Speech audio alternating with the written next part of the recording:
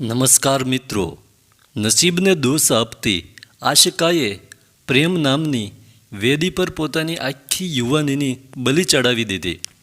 2 સંતાનોને જન્મ આપ્યો. 15 વર્ષની આશિકા પડોશમાં રહેતા અમરના પ્રેમમાં પડી ગઈ. એક તો પ્રેમ આંધળો કહેવાય છે, ઉપરથી ઉંમર પણ કાચી. બંનેના ટેનામેન્ટ્સ વચ્ચે 3 ફૂટ ઊંચી એક દિવાલ. રોજ આવતા જતા બેયની નજરો સંતા કુકડી રમે. 3 વર્ષ પસાર કરવા જ પડે એમ હતા, કારણ કે 18ની ન થાય ત્યાં સુધી આશિકા લગ્ન ન કરી શકે. 75,000ની વસ્તી ધરાવતું ટાઉન. આજથી 30 વર્ષ પહેલાંની વાત છે. બંને જણા વારંવાર મળી તો ન શકે, પણ ચિઠ્ઠી ચપાટીથી સંદેશાઓની આપ-લે ચાલતી રહે. ફૂલની સુગંધ પ્રસર્યા વગર ક્યાં સુધી રહે. આશિકાની જ સોસાયટીમાં રહેતી સુનીતાએ એક દિવસ એના કાનમાં માહિતી રેડી. જોજે હો આશુ, તું અમરિયામાં ફસાઈ ન જતી, એ સાવ લબાડ છે. આશિકાને ખરાબ લાગી ગયું. કેમ લબાડ? એણે તારી સાથે શું કર્યું? એણે મારી સાથે તો કંઈ નથી કર્યું, પણ એને સિગારેટ ફૂંકવાની આદત છે. એ મારા મોટા ભાઈનો ફ્રેન્ડ છે એટલે હું જાણું, સુનીતા બોલી. તારો ભાઈ પણ ફૂંકતો હશે. પહેલાં તું તારા ભાઈને રોક, પછી મારા અમરની વાત કરજે. આશિકા રોકડું પરખાવીને ઘરમાં ચાલી ગઈ. એક દિવસ એ દૂધ અને બ્રેડનું પેકેટ લેવા માટે ગઈ હતી. દૂરથી એણે સિગારેટના ધુમાડા કાઢતા અમરને જોયો. અમરે પણ એને જોઈ લીધી. અડધી પીવાયેલી સિગારેટ ફેંકી દઈને એ બોલ્યો, સોરી, હું ક્યારેક જ પીઉં છું, મહિનામાં એકાદ વાર. જો તું મનાઈ કરીશ તો હું છોડી દઈશ. આશિકાને એ દિવસે પોતાની મોહબ્બત ઉપર માન થઈ આવ્યું. પ્રેમ માણસ પાસે શું નથી કરાવતો. અમર જેવો હણહણતો તોખાર મારી એક મનાઈ પર એનું વ્યસન છોડી દેવા તૈયાર છે. આશિકા 18મું વર્ષ પૂરું કરવાની તૈયારીમાં હતી ત્યારે એના મામાના દીકરાએ સમાચાર આપ્યા, દીદી, મને જાણવા મળ્યું છે કે તમે ઘરમાં કોઈને જાણ કર્યા વગર તમારા પડોશમાં રહેતા અમર સાથે ભાગીને મેરેજ કરવાના છો. આ સાચું છે? તને કોણે કહ્યું? આશિકાએ સ્પષ્ટ ઉત્તર આપવાને બદલે સામે પ્રશ્ન કર્યો. મને કોણે શું કહ્યું એ ઇમ્પોર્ટન્ટ નથી. ઇમ્પોર્ટન્ટ એ છે જે હું તને કહેવાનો છું. કજીને અવાજ ધીમો કર્યો. અમર શરાબ પીવે છે. ફરી પાછા આશિકાના મનમાં પ્રેમના ફીણ ઉભરાયા. તો શું થઈ ગયું?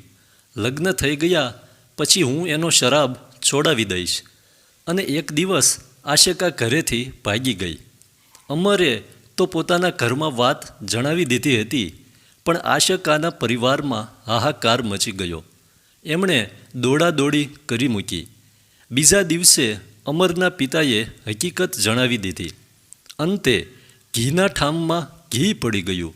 નવપરિણીત અમર આશિકા 5 દિવસ હરીફરીને ઘરે પાછા આવી ગયા. જિંદગીની સાચી શરૂઆત હવે જ થઈ. લગ્ન કરીને પતિના ઘરમાં આવ્યા પછી આશિકાને જાણ થઈ કે અમર તો રીઢો શરાબી છે. રોજ સવારથી જ એનું દારૂ પીવાનું શરૂ થઈ જતું હતું. એના મમ્મી પપ્પા કે ભાઈ બહેન એને રોકી શકવાની સ્થિતિમાં ન હતા.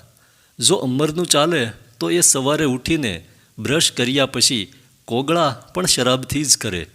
આશિકાએ પતિની સામે સમજાવટથી કામ લેવાનું શરૂ કર્યું. તમને સૌથી વધુ નશો આપવાવાળી હું હાજર છું ને, પછી શા માટે સ્મોકિંગ કરો છો? શા માટે શરાબ પાન કરો છો? એકાદ મહિના સુધી તો અમરે ચૂપચાપ સાંભળી લીધું. પછી ત્રાડ પાડી, મારે શું કરવું અને શું ન કરવું એ તારે કહેવાની જરૂર નથી. તું મારી બાયડી છે, મારી માલિકાણ નથી. જો વધારે ડબડબ કરવાની કોશિશ કરીશ તો આપીશ ડાબા હાથની એક થપ્પડ. આશિકા રાણીના મન પરથી પ્રેમનો બધો નશો ઉતરી ગયો. જિંદગીની નગ્ન વાસ્તવિકતા હવે સામે આવી ગઈ. એનું દુઃખ જોઈને એક દિવસ એના પપ્પાએ કહ્યું, બેટી, પાછી આવી જા. અમે તને સ્વીકારી લઈશું. તું યુવાન છો, સુંદર છો. તને બીજો કોઈ સુપાત્ર જીવનસાથી મળી રહેશે. હજી કંઈ ખાટું મોળું નથી થઈ ગયું. ખાટું પણ થઈ ગયું છે અને મોળું પણ થઈ ગયું છે પપ્પા. મને 4થો મહિનો જાય છે. આશિકાને સવારે ઉઠતાની સાથે ખાટા કચરકા આવતા હતા અને જમવાનું જોઈને મોળ ચડતી હતી. પપ્પાએ કહી દીધું, દીકરી, તે હાથે કરીને તને પોતાને લગ્ન નામના પિંજરામાં બંધ કરી દઈને બહારથી તાળું લગાવીને ચાવી દરિયામાં ફેંકી દીધી છે. હવે તારું નસીબ જ તારી સાથે છે.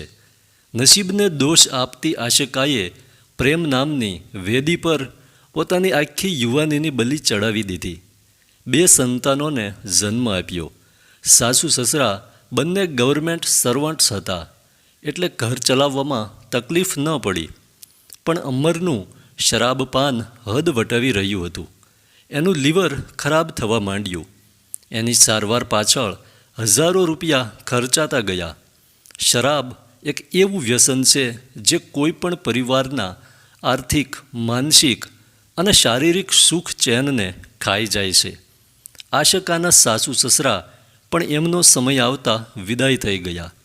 હવે માત્ર એમની થોડી ઘણી બચત હતી અને 4 જણાના પેટ હતા. 3 દાયકાના યાતનાપૂર્ણ દાંપત્ય જીવનથી આશિકા ત્યારે મુક્ત થઈ જ્યારે અમર લીવર સિરોસિસથી રીબાઈ અને મૃત્યુ પામ્યો.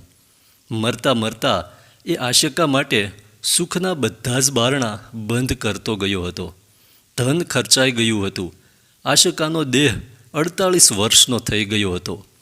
આ ઉંમરે પણ એ દેખાતી હતી સુંદર, પરંતુ 2 સંતાનોનો ઉછેર અને શિક્ષણની જવાબદારી સાથે હવે એને કોણ અપનાવે? આશિકાનું ગ્રેજ્યુએશન અધૂરું રહી ગયું હતું. એને સારી નોકરી કોણ આપે? અત્યારે 48 વર્ષની આશિકા આપણા પુરુષ પ્રધાન સમાજમાં 30-35 હજાર રૂપિયાની નોકરી મેળવવા માટે ખાનગી કંપનીઓના ઉંબરા ટોચી રહી છે. 12 ધોરણ પાસ થયેલી સ્ત્રીને આટલો પગાર કોણ આપે? દરેક જગ્યાએથી આ જ જવાબ સાંભળવા મળે છે. 15,000 રૂપિયા આપીશું, આખો દિવસ કામ કરવું પડશે. નિસાસો મુક્તિ આશિકા પોતાની જાતને પૂછે છે, 15મા વર્ષે પ્રેમમાં ખાબકવાની શી જરૂર હતી? પ્રેમી દારૂડિયો છે એ જાણ્યા પછી 18 વર્ષે એને જીવનસાથી બનાવવાની શી જરૂર હતી? લગ્ન જીવનની વાસ્તવિકતા સમજાઈ ગયા પછી પ્રેગ્નન્ટ થવાની ઉતાવળ કરવાની શી જરૂર હતી? એક બાળક થઈ ગયા પછી પણ છૂટાછેડા લેવાને બદલે શરાબી પતિને વળગી રહેવાની શી જરૂર હતી? આ તમામ સવાલોના જવાબમાં મારે આશિકાને એક સવાલ પૂછવો છે. જેને તારા જેવી ખૂબસૂરત પત્ની મળી હતી એ પુરુષે શરાબનો સહારો શા માટે લીધો હશે? તારા પ્રેમના નશા કરતાં દારૂનો નશો એનો વધારે વાલો લાગ્યો હશે. ધન્યવાદ.